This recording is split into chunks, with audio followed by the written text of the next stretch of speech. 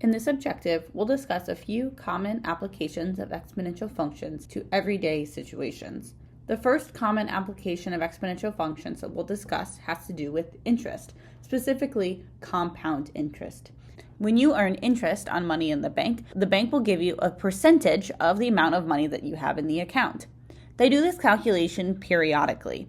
The interest that you earn is added to the amount that you have in the bank account, which means that the next time that interest is calculated, you'll make money not only on the original money that you put into the bank, but also on the interest that you earned the last time.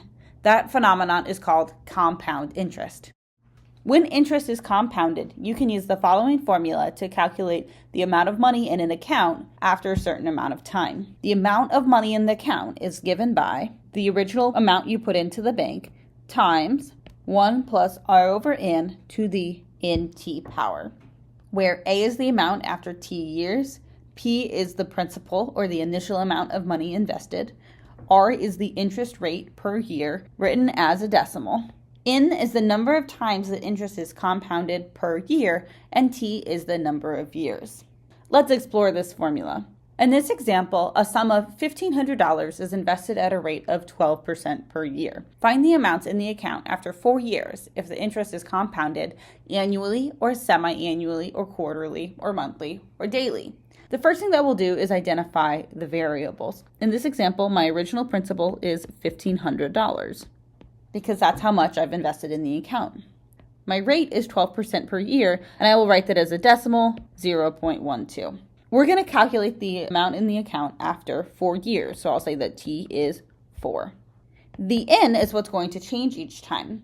The n is the number of times that interest is compounded per year. If interest is compounded only annually, that means that it's only compounded once per year. If interest is compounded monthly, that would mean that it's compounded 12 times per year. And we can fill out the rest of the chart accordingly. Now that we've identified all the variables, we can use our formula to calculate the amount in the account after 4 years for each of these cases. Let's try annually first. We would do P is 1,500 times 1 plus 0.12 over 1 to the 1 times 4 power. For semi-annually, we would do 1,500 times 1 plus 0.12 over 2 to the 2 times 4 power. The remaining calculations will be done really similarly, but we will update the n in every step.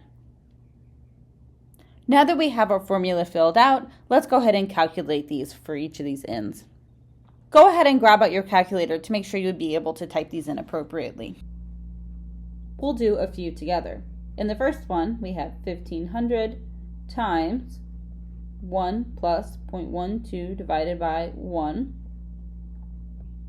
to the 1 times 4 power.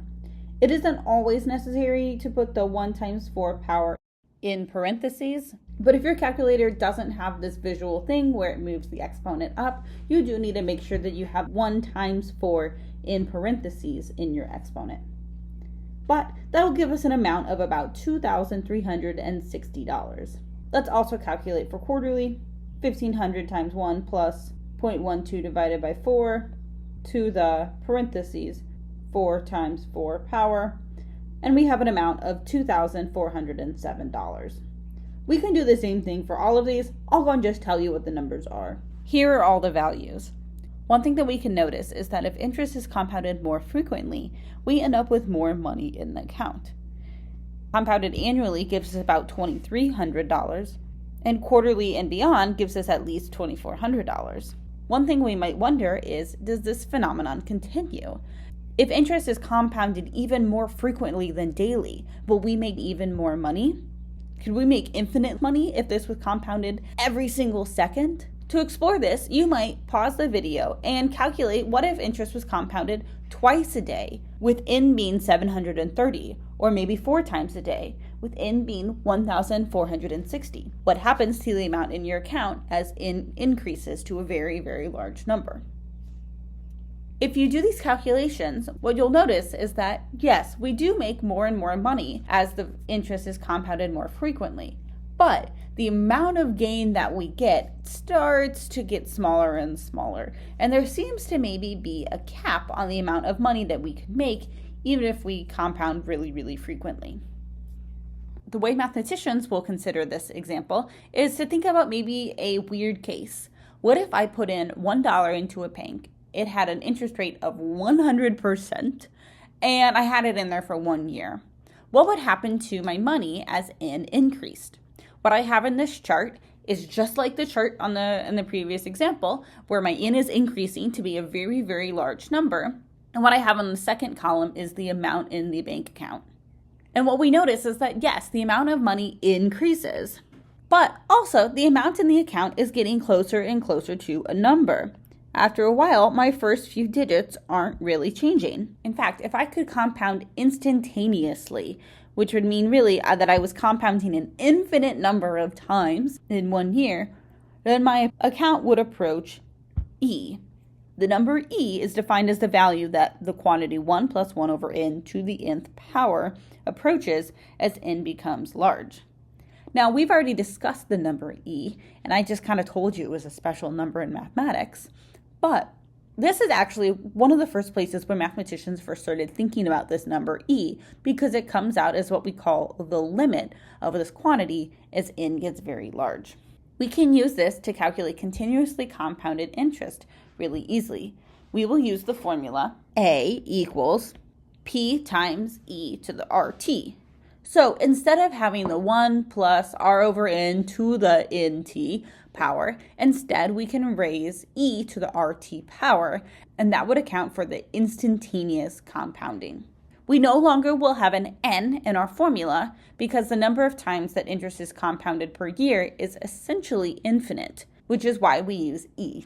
Let's look back at our previous example using continuously compounded interest to see how the amount in the account would compare to what we saw before.